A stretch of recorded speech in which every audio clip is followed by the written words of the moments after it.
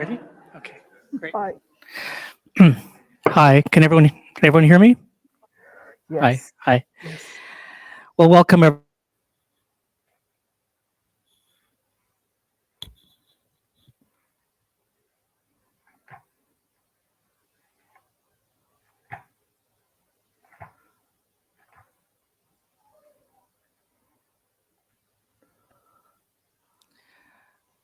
Hi, everyone. Thanks for coming. I'm CE Gatchalian. I'm the uh, guest 2S LGBTQIA plus curator for Word Vancouver this year. I'm also involved with this anthology that we are going to be talking a little bit about today. Um, I just want to acknowledge that this festival takes place on the unceded territories of the Musqueam, Squamish, and Tseil-Waututh peoples. Um, and I'd like to pay tribute to the nation's storytellers, these nations' storytellers who continue to pave the way for all of us. Um, some thank yous are in order. A special thank you to Connects UBC, the UBC Library, and UBC Robson Square for their sponsorship, which made the space available to us. We'd like to take a moment to thank our generous festival donors and sponsors, the Canada Council for the Arts, the Canada Heritage Fund, BC Gaming, Creative BC, the City of Vancouver, DBVIA, the Hamber Foundation, the Joseph Wask Foundation, the Asian Canadian Writers Workshop, C. Will Pace and Associates, the Federation of BC Writers, the League of Canadian Poets, and the Writers Union of Canada. For a full list of our partners, please visit our website, wordvancouver.ca. Without you, this free festival could not happen. So if you haven't already, please consider making a donation via Word Vancouver's website. So welcome to Invisible No More, Filipino Words.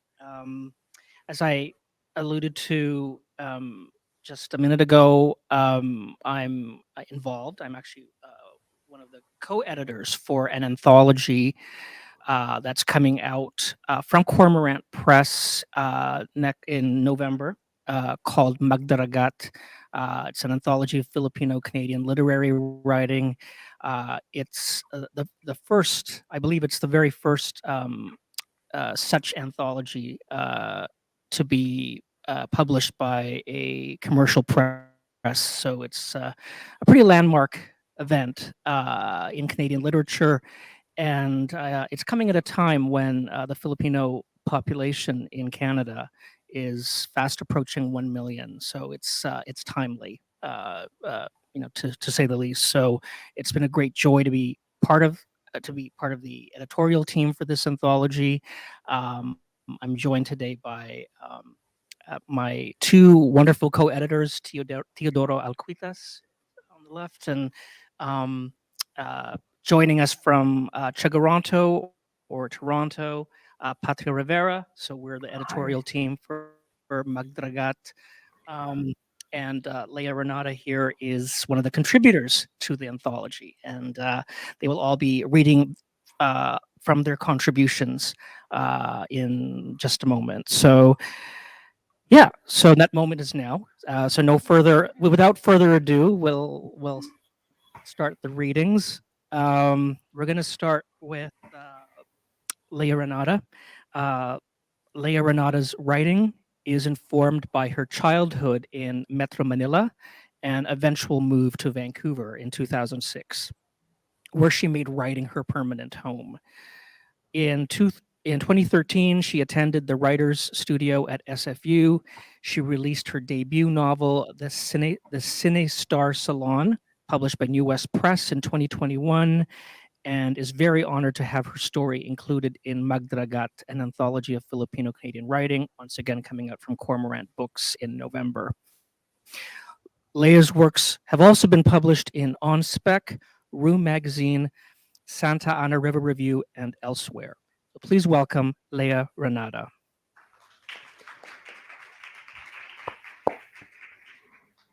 Thank you. Thank you so much, CE.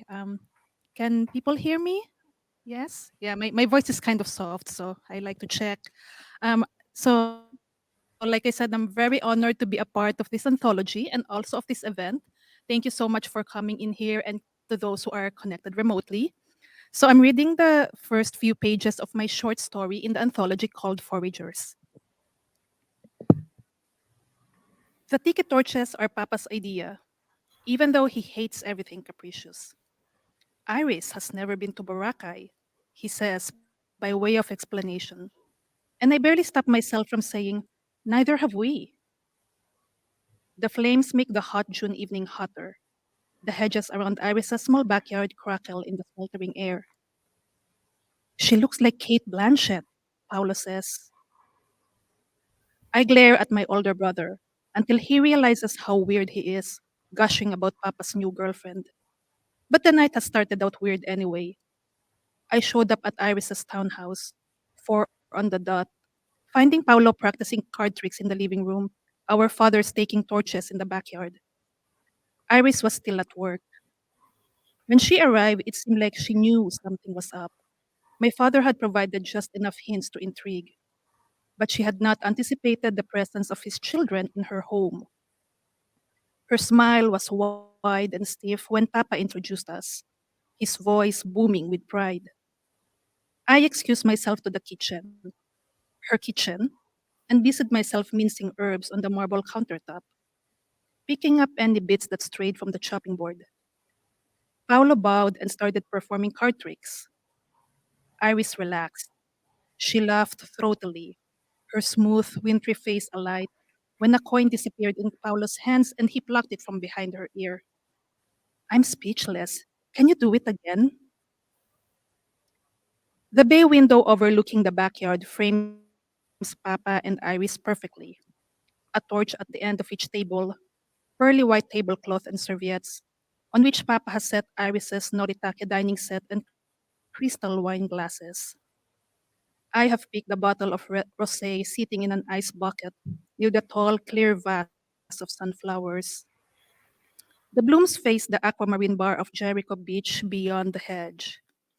They are working on my first course, arugula salad with oranges, pomegranate seeds, and goat cheese. My father puts down his fork whenever Iris speaks. They met a month ago at a health and wellness convention where Papa was selling an herbal supplement that improves everything from hair follicles to the digestive tract. Since Mama kicked him out 2 years ago, we have lost count of the odd jobs. It is easier to track the short term girlfriends. A waitress at a sushi joint, a biker he met at a lakeside retreat, the aspiring singer selling her CDs along Commercial Drive. I turned to Paulo. How long do you think she'll last? He doesn't answer, just look around the kitchen, at the matching stainless steel refrigerator and stove, upholstered stools along the breakfast bar, a curio cabinet housing 3 different kinds of porcelain tea sets. Iris is different from all the others. Papa was waiting for me outside the campus last week. His press clothes told me he had the job. The clean nails hinted at a girlfriend. When will you get the phone? I told him. Is that the hello I get from my little girl? He offered to treat me at a nearby cafe where I ordered the most expensive latte. On the small TV overhead, there was a news story about Muhammad Ali's funeral. The camera panned a bird's eye view over the slow procession on the streets of Louisville. People cheered, waved American flags, threw flowers at the hearse. Muhammad Ali liked magic, I told Papa as we waited for our drinks. Huh? He had a personal magician who taught him some tricks. Paula told me. Just like her dim brother to believe stories like that. As we sipped our drinks, Papa didn't tell me he was in love or that he needed my help to impress a new girlfriend. Instead, he told me he was proud of me for pursuing my passion. Culinary arts. I've always known you have my fine tastes. He mentioned a new restaurant by the seawall where he would take me one day. To be heaped upon with such expression of fatherly pride and adoration was as strange as it was rare, stirring a yearning I didn't know I have. And that's how I ended up in Whole Foods this afternoon, buying ingredients for a romantic 3-course dinner for two. Beside me, Paulo checks his watch. My shift starts at 8. He glances at the scene outside, wondering when he could shed his damask vest, dark pants, and button down shirt for his 7-Eleven uniform. His long sleeves are folded from the wrist up to prove he has nothing to hide. You're leaving me here with them? He frowns. You planning to be here all night? We don't talk about Mama, who is probably just starting her overnight shift at the geriatric ward downtown. I have plenty of men in my life, she jokes during breakfast of spam and fried eggs before heading to bed. She talks about octogenarians whom she has to undress and help to their bathroom routines, whose loose skin and aching joints she massages with pain relief ointments and topical hydrocortisone. I sometimes wish I worked with her to ease her nightly burden and perhaps harden my own shell against the sight of our proud, able bodied father turning dingy and thinning. To Mama, he is more helpless than her aging patients. Our conversation at the cafe last week annoyed me, but also left me feeling vaguely hopeful. Our father has had many girlfriends. He has asked Paulo and me for favors before, but he has never asked a favor about a girlfriend. It was Iris who made him do it, pushed him past the comfort level. Who knows what else is possible? Life has been known to offer or to allow miracles. Out there in the fairy tale backyard, our father is already behaving like a better man, well dressed and well spoken. He calls Paulo for another trick. He does so with a snap of fingers, as if summoning a well trained butler. My brother, grateful for any willing audience, grins and heads outside. He spreads his deck of cards in a fan on the table before Iris. Main course is roasted bass and asparagus. Iris is a healthy eater, according to Papa. Will he change his ways for her, or will she lay a path on which to guide him through? Ever since we reunited with Mama from Manila, it has seemed as if Papa doesn't know what to do with himself. He refuses to work for anyone, but he doesn't have the networks here that helped his printing business back home. The foul words he called out as form of affection to friends have become just foul words. The way he squared his shoulders during an argument is now just hollow swagger. His behavior around Iris hits me with a strange kind of homesickness, as if we are back home and we are children again, except that he has transported this strange woman with us while Mama is out on some prolonged errand. Thank you.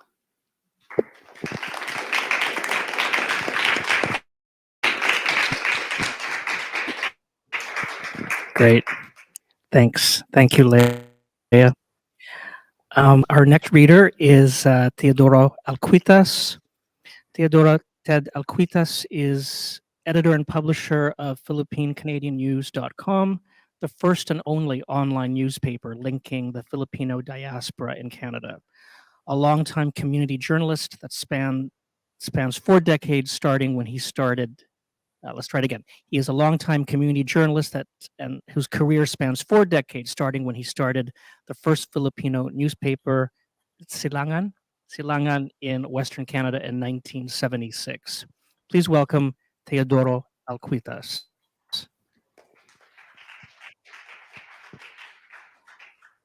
Thank you, Chris, for that convoluted introduction. Thank you. Uh, as Chris mentioned, this is the first time I've tried to regain my name as Teodoro. For all my lifetime in Canada, for more than 50 years, my name, I have been known as Ted. It's colonized. So this is the first time that I've used my full name, Teodoro. And it's appropriate that it appears in this book. So I'll be reading excerpts from my piece in the book entitled "Accidental Journalist." I was drifting in my career as an architect after working in Canada with my family after arriving in Canada with my family in 1968 unlike most immigrants, was lost in the new country. Unlike them, I was hungry for news from the motherland. The only means of news were by mail from relatives or the television, as the internet had not been invented yet. There were no Filipino newspapers in Canada at the time. The idea of starting a newspaper came when I saw high school students pasting and assembling their high school paper one day. And on a whim, I decided to do a newspaper with my brother-in-law. We agreed to name the paper Silangan because it embodied our vision. Silangan in Filipino is where the sun rises, the east. We wanted the newspaper to be a beacon to our community, to inspire them to greater heights. From the beginning, our goal was clear. The paper was to be a voice and a beacon, and not just a mere chronicler of events. The first issue of the 24-page tabloid came out in February 1976, and it became a sensation. The excitement of the first issue was like expecting a first baby. It was a labor of love for me, as I had to do most of the work running the paper, and I neglected my selling job. I did not have the foggiest idea about the basics of journalism, except the bare five W's: who, what, when, where, and why. So I had to learn it on the run, on my own. Published once a month, Silangan became a staple of the community. People eagerly awaited copies at grocery stores and other outlets. It was distributed free, and whatever little income it generated from ads was just enough to cover printing costs.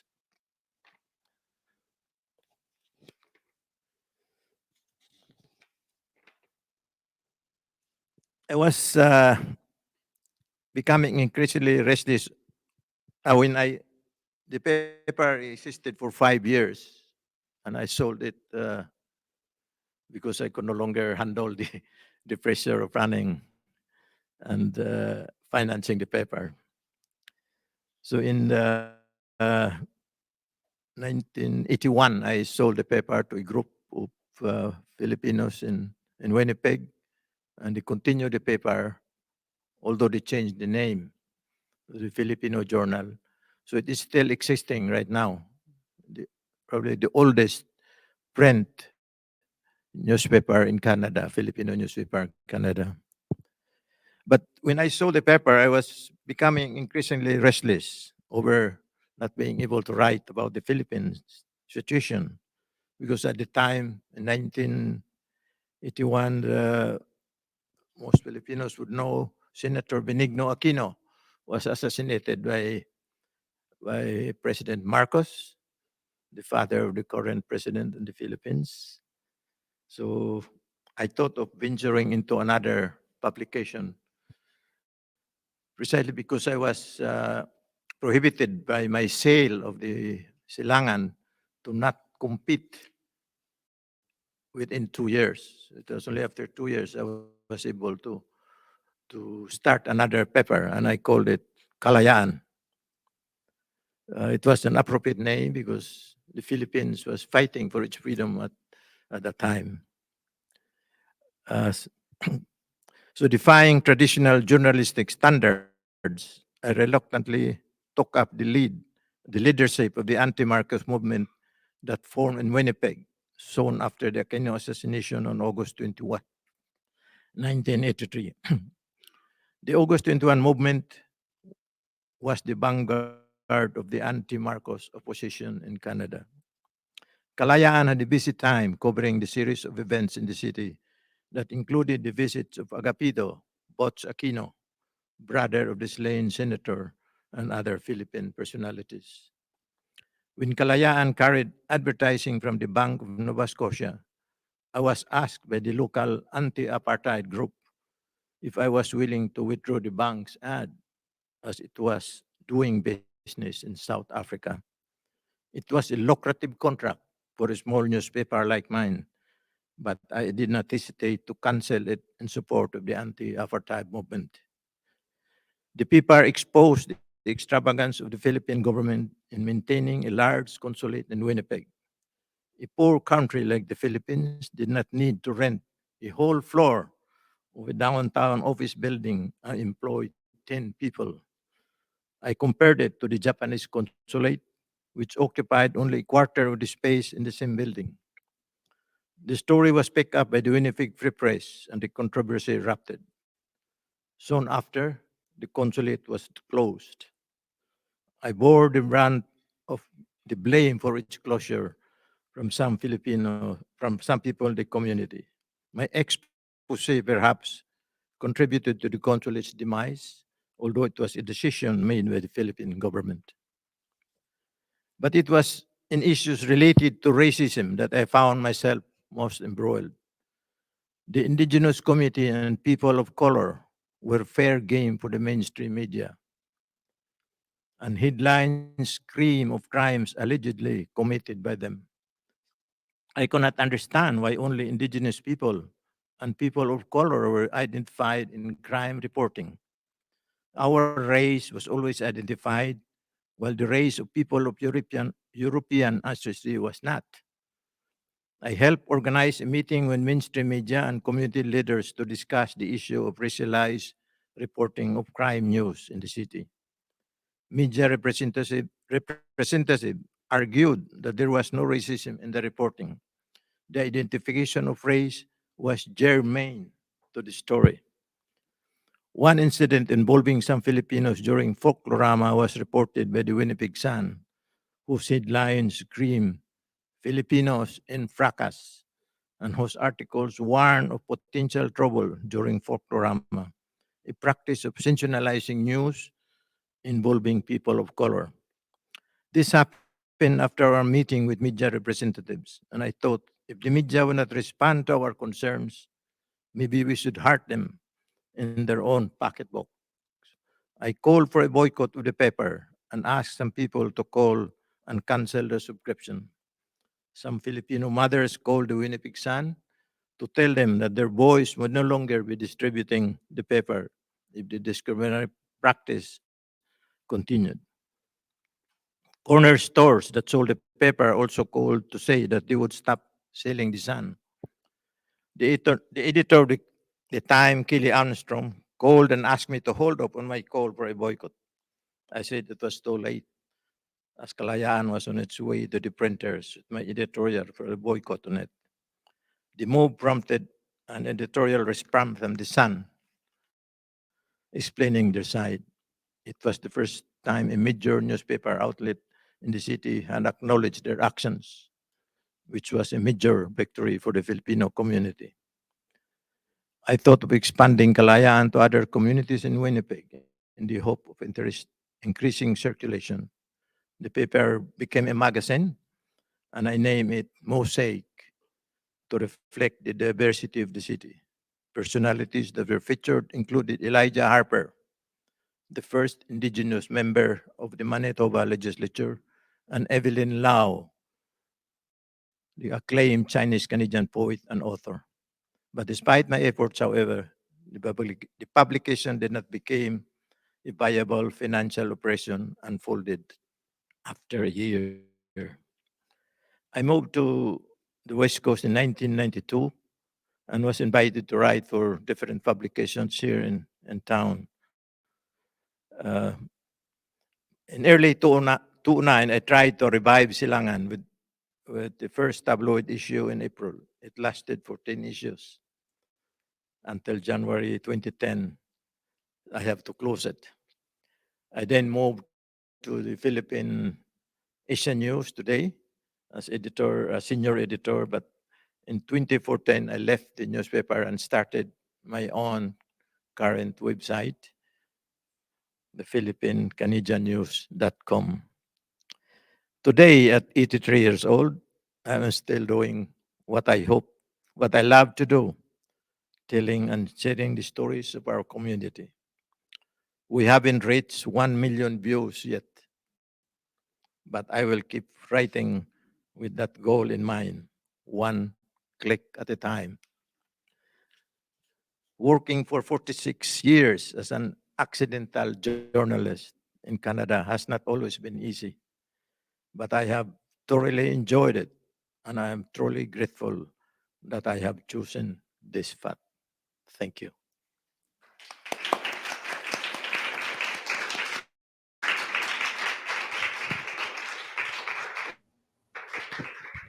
Great. Thanks. Salamat, Teodoro.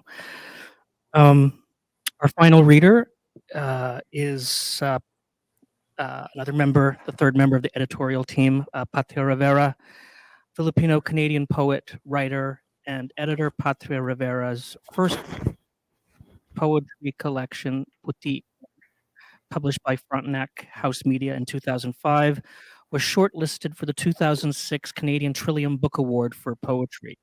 She has also published 3 other books of poetry: The Bride Anthology, also from Frontenac House Media, B Signature Editions in 2011, and The Time Between, also from Signature Editions, published in 2018, as well as co-authored 2 chapbooks, Weathering an Exchange of Poems from Silver Maple Press, and Sixth from the Sixth, published in 2001. In fall 2023, Magdaragat, an anthology of Filipino-Canadian writing, a book Rivera co-edited, will be released by Cormorant Books. Rivera's poetry is featured in Oxford University Press's Perspectives in Ideology and in Ilana Wolf's Implicate Me, short essays on reading contemporary poems. Rivera has received fellowships from the Writers' Union of Canada, the Banff Centre for the Arts, and the Hawthornden Castle International Writers Retreat Centre in Scotland. She was also a recipient of the Global Filipino Literary Award for Poetry. Born and raised in the Philippines, Rivera graduated with a journalism degree from the University of the Philippines. So please welcome Patria Rivera.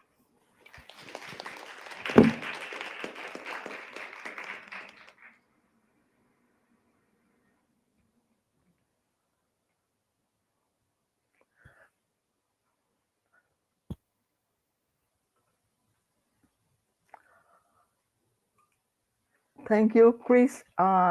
It is amazing to be with you and our other co-editor, Ted, who shared his exploits as an accidental journalist, and Leah Ranada for sharing her poignant story about the disaster dinner with the reunited father and daughter. I will be reading the first few pages from my contribution to the anthology, and it will hint at what has happened before and what was going to happen in the future in terms of our life as a family. Okay. Landing and arrival, a map of no return. 1. The ugly face of fear. Fear drove us out of our homeland. The constant nagging fear that on any day, at any hour, some frenzied military soldier would put the whole country on hold, declare a mini coup, forever shatter the fragile peace we knew under the Marcos dictatorship. Marcos had placed the Philippines under the dragnet of martial rule on September 21, 1972, ostensibly to keep the peace. Proclamation 1081 suspended civil rights and imposed military authority in the country. The directive effectively barred mass demonstrations and rallies against the regime's inaction to ease poverty in cities and on farms, improve abject working conditions, and end corruption in the government. The military incarcerated labor, farm, and student leaders who led mass protests on the streets of Manila and in other parts of the country. Although the government was ousted from power after 2 decades, when protest masses and mass rallies in the mid 1980s galvanized effective opposition to the government, the country continued to experience only restive peace. That was the point at which my husband and I decided we could not live with any more uncertainty. Our 4 daughters were growing up. We did not want them to suffer and live the rest of their lives knowing the ugly face of fear. We would move to Canada, we decided. 2. 6 suitcases and a map of no return. 6 suitcases. My husband Joe and I decided we needed just 6 suitcases to emigrate from the Philippines in the summer of 1987. Although staff at the Canadian Embassy in Makati, the financial and commercial hub in Metro Manila, said we could send over household items and furniture free of freightage, we opted to travel light. Our journey would be a clean break.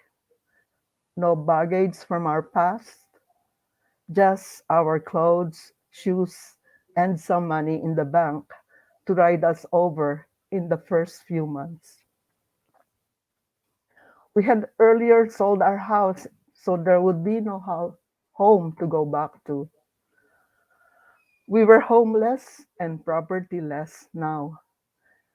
It would be with a certain sense of premonition and irony that 1987 also inaugurated the International Year of Shelter for the Homeless. Since we will begin our first day in our adopted country without a home, without any next of kin, and just the shirts on our backs. At the same time, we were heartened that at the beginning of the year, uh, astronomers at the University of California took first sight of the first birth of a galaxy. We had bought one-way tickets only. There was neither a looking back nor a going back. 6 suitcases, one each for me and my husband, one each for our daughters, Jenny, Kim, Isabel, and Rani. Our 2 older daughters were in their teens, 14 and 13, and our 2 younger ones, 8 and 6. How do you live a past lived for more than 30 years in a suitcase? How do you determine which item or belonging to keep? Or which memento or memorabilia mean the most to you and your family? Our decisions were fraught with risk and uncertainty, but were founded on what we knew we wanted most for our family: some peace of mind, a good education for our children, a family life centered on simplicity. Although my husband and I were both gainfully employed and enjoyed thriving careers in Manila, our lives were forever on the brink of the next coup or the next bombing, or prey to any and all of the stresses and dislocations that seethe and fraud over the cities and towns, small and big, in our old country. In January 1987, government forces fired at a group of farmers on their way to Malacanang Palace in Manila to protest the lack of government action on land reform. In June, 17 civilians suspected to be members of a rebel group were reported to have been killed by army soldiers in Lupao, a town near the foot of the Caraballo Mountains in Nueva Ecija. We chose to follow the map to the door of no return, a map that navigated rivers, mountains, and oceans 10,000 miles away from where our home once stood. We left our homeland with its storied 7,641 islands, a cacophony of voices and cultures that spoke in 186 languages, two of them now dead, a diverse flora and fauna, and the uncertain dangers of the Pacific Ring of Fire, making it vulnerable to typhoons and earthquakes. In January 1987, Frobisher Bay in the Northwest Territories changed its name to Iqaluit. Iqaluit is now the capital of Nunavut, the newest, largest, and most northerly territory of Canada. On June 30 that year, Canada introduced its $1 coin, which locals quickly nicknamed the loonie. By early July of that year, we had said our goodbyes to siblings and their children, and close relatives and friends. It was like experiencing a death in the family. My parents had died within a year of each other. My father in 1985, my mother in 1986. Joe had lost both his parents years earlier. They had been our anchor. Their loss meant breakage from our roots, our past.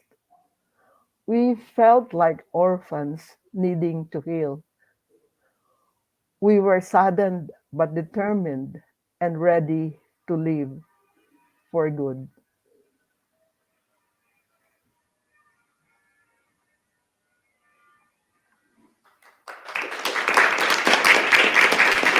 Thank you.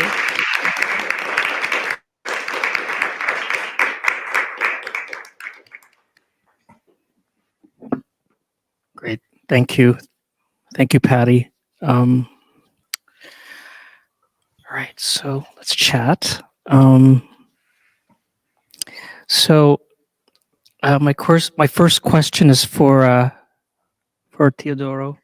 Um, this anthology is kind of your baby, you know. Uh, you came to. I mean, I came to the project later. Patria came to the project later, but it was in your hands for a while before before it came to us. So maybe you can talk a little bit about the gestation of the book.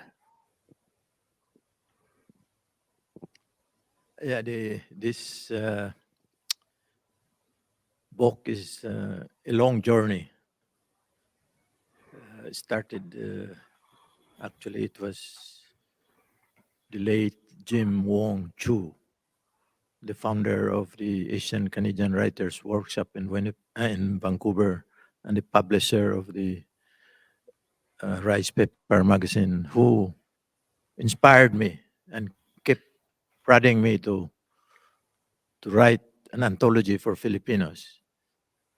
I have known James for maybe 10 years at the time, and he kept asking me why don't you write an anthology? And as I said in my accidental journalist piece, I did not feel confident to write a book. I didn't know what is an anthology.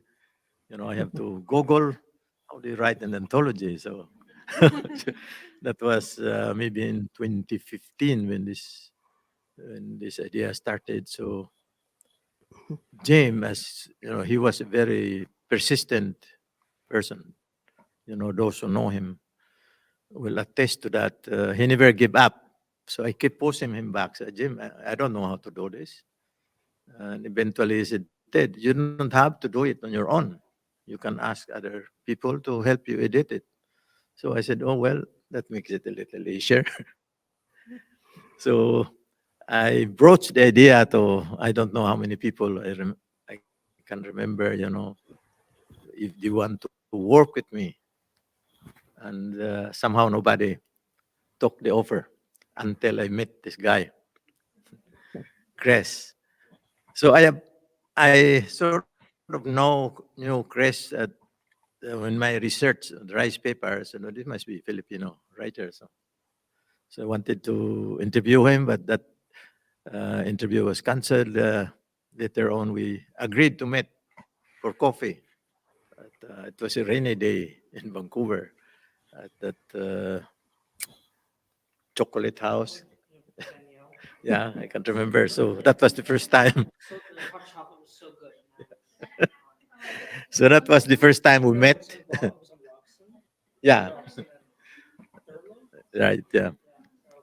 So I told Chris about the idea, and he took the bait, sort of. So it was lucky because Chris also knows how to apply for a grant. He's a grant writer, and he said, "Yeah, Ted, we can apply for a grant for it," because I didn't really know how to fund the project. So when Chris agreed to be on board, uh, we thought that it should be we should diversify our authorship. So we thought of looking for somebody in the East, and maybe I should not mention her. uh, so we ended up with Patria Rivera. Patty, I don't know her personally. We've never met, but I've read about her uh, story. I featured uh, Patty's daughter, Rani Rivera, committed suicide some years ago. And Patty discovered the whole poetry writing in the laptop that she left. And that Rani's work is included in this book. So Patty agreed to work with us. So that's how we ended. One author from Toronto and two from Vancouver. So this is a wild idea. We never knew what will happen with writing an anthology. And maybe if Chris would allow me. There were about 100 submissions when we called for submissions before COVID. First, the first struggle, of course, was to find a publisher. We were rejected by the first publisher, but eventually ended up with Cormorant Books in Toronto. Yeah, so Chris can add to that. But we had over almost 100 pieces submitted. It was amazing because we only relied on word of mouth. I had it in my website, and so we had to narrow it down to. At first, we decided to have 25 pieces because the publisher wanted it, smaller. But then we decided to be more inclusive and expanded it to 49 contributors. So that was that was the journey of this anthology, and I like Cresto. Um, yeah, I just wanted to say, Teodoro, you mentioned Rani Rivera. So Rani is included in the anthology, but Rani also has a book out, her own book that was published by Caitlin Press, right? Patria, right? Yeah, Caitlin yeah, Press. yeah, yeah. Can't remember the name. What's the name of the book? What was the name of the book? Rani's book. Yeah, Rani's Um, book. Yeah. uh, Everything is fuzzy with me right now. I'm overwhelmed with emotions. Oh, Pause. okay. All right. Well, just yeah, Rani Rivera. Yeah, yeah. But it's published by Caitlin Press, which is a quite a well-known press based here in BC, actually. So, um, but yeah, interesting story about the publication of this book. We submitted it to the first publisher, uh, who took a few months to get back to us, and then eventually said no to it, because just for reasons having to do with anthologies generally in their experience have not sold. Weren't selling very well. Or the anthologies that they had published recently weren't selling very well, so they decided to take a hiatus on publishing anthologies. So we were a little bummed by that. But then an author friend of mine actually, suggested that we submit it to his publisher. So we did. He broached the introduction. We submitted the manuscript to Cormorant Books, which is based in Toronto. And get this, because this never happens. Less than 24 hours after we submitted it, we got an offer. So it was pretty, yeah, it was incredible, because that never happens in the literary world. So I think that's testament to how timely and needed this this book is. And yeah, May I I mean, add something? as Teodoro said, sorry. Oh yeah, you want to add something, Y- Patria? Yeah. Yeah, so it's what a coincidence. Ronnie's book, All Violet, was published by Caitlin Press. And funny how I just emailed the publisher asking her, and on the same night, I think, she answered yes to publishing Ronnie's book when I approached her for possible publication. So I think it happened the same way with our book,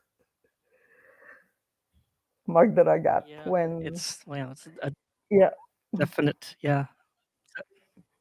S- there's a yeah, the forces are with us. I guess yeah, Um, is it yeah. Um, but yeah, we got over 100. We got close to 100 submissions from coast to coast to coast, and uh, you know, we have some in terms of the anthology and who's included in the anthology.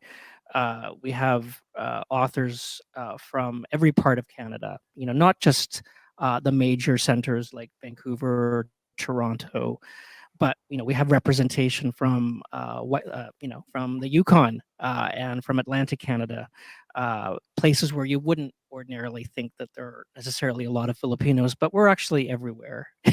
We're actually everywhere. So, and I think this anthology is testament to that. Just want to check the time.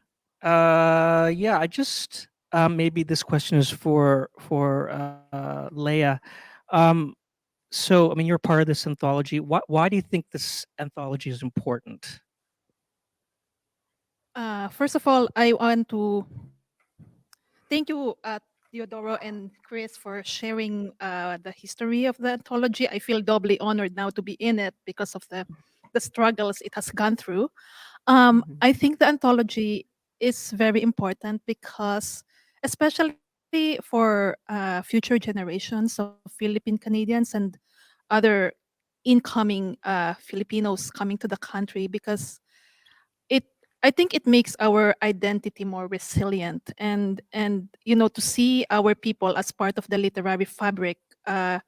It just affirms our presence. It's not just about the visibility, it's also about claiming our memories and experience rather than Because if we don't do that ourselves, a more dominant culture will tell our stories, and it's our own stories to tell. So yeah, I think it's a very important project, and I hope this is not the last one. Yeah. Yeah, totally. Because I mean, one thing I really want to, I cannot stress enough is that this anthology that's coming out in November, it's not a comprehensive anthology. It's not meant. It doesn't include everyone. It it's impossible for any anthology to include everyone, right? So we're we're very hopeful though that there will be future anthologies that will include people who were not for various reasons included in this anthology. um, Patty, did you want to speak to this issue, why this anthology is important? Yes, the anthology has brought out I think, the best from our young and upcoming writers. Uh, in the anthology, readers will be probably surprised about or amazed at how deep and abiding and how creative our young writers from the Filipino-Canadian community are. Uh, there's a depth that uh, you probably rarely see in other in other writings of a similar vein. And what we have found as editors is that there's that determination of the writers to project their histories, their emotions, their memories onto paper in a very creative way.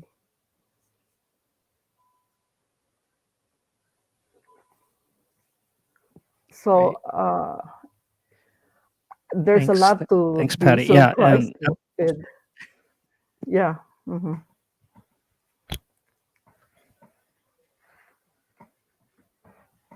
yeah, it was an eye opener reading all the submissions that came in, because there was so much genuinely, not just saying this, there was an abundance of talent and ability in the submissions that we received, um, from writers that we didn't know, right?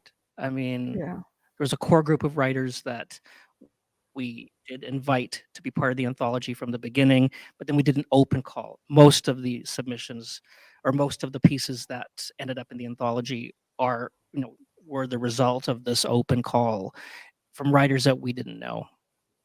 You know, um, so it we I think we all were kind of laboring under this idea that the Filipino Canadian writing community is tiny, but uh, it was actually much larger than we thought, than we I think originally thought it was. So um, just want to check the time. I have 6 minutes left. I want to open it up to the audience if anyone has any questions or comments.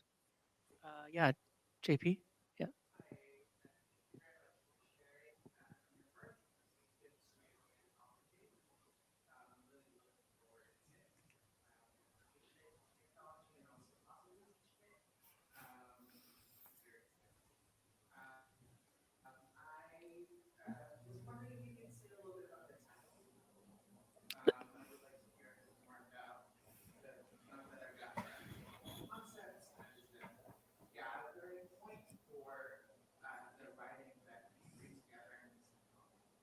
Great. So the question was from the audience member is the question was the title and maybe you know what was the rationale for the title of the anthology, which is Magdaragat, and I'm going to pass this on to Teodoro because this was his idea. So it's your brainchild. So Thank you. Yeah, I was responsible for the title. I was surprised by the two editors and never even questioned my suggestion. So the idea of Magdaragat came to my mind because Filipinos were traveling from our native homeland of the Philippines, even within our own islands. I came from Cebu. I traveled to Manila, from Manila to Canada, to the United States, all over. So we're all travelers by sea initially, but of course we're now traveling by air. But we're all, until now, we're still journeying. And part of the anthology is a journey. So we're all travelers. And before I want to, maybe I want not forget to acknowledge that the book is dedicated to Jim Wong Chu. A month after he died, I wrote a tribute for Jim and the Georgia Strait and made a vow that if this anthology will come, it will be for Jim. Great, thank you. And for those of you who don't know who Jim Wong Chu was, he was a poet, an activist, an arts advocate, founder of Asian Canadian Writers Workshop, co-founder of Asian Canadian Writers Workshop, a great Vancouverite, and yeah, somebody who was an early mentor of mine as well, and so many Asian Canadian writers. Yeah, yeah, Magdaragat. I can't remember who this quote is attributed to or should be attributed to, but basically the quote is, Filipinos are mystic wanderers from the land of perpetual departures, which I love, Is that, yeah. Any other questions or comments?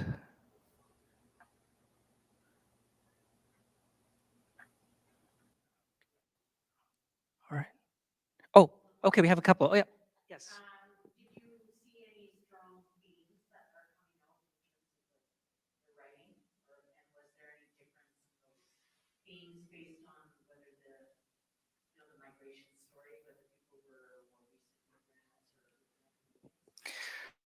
Yeah, in terms of, there were recurring themes. I think definitely the theme of family and especially grandparents. I think Teodoro and Patty would agree with me about that. There were many submissions that came in that had to do with lolas and lolos, grandparents.